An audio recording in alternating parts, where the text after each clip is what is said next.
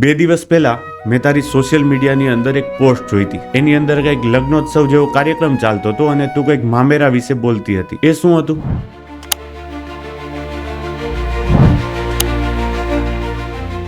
એ video હતો કે ખોટા ખર્ચા સિદ્ધ ન થાય. એ કંપનીની અંદર સમૂહ લગ્નનું આયોજન હતું. આ વિષય પર મેં વાત કરી હતી. આ વિડીયો ખૂબ વાયરલ થયો હતો અને એ પ્રસંગ મને હજુ પણ યાદ છે કે થોડા સમય બાદ મારે ડાંગ જિલ્લાની અંદર એક સેવાભાવી સંસ્થા સાથે મારે કીડિયારું પૂરવા જવા માટે થયું. અને ત્યારે કાકા મારી પાસે આવ્યા અને એમને મને એવું કહ્યું કે તું જ ચારમી ગુણા. એટલે મેં કહ્યું હા કાકા બોલો. એ કાકા ખૂબ રડ્યા. મેં એમનું રડવાનું કારણ પૂછ્યું તો એ કાકાએ મને એવું કહ્યું કે મારી બહેનના ત્યાં પહેલો પ્રસંગ, ભાણિયાના લગ્ન.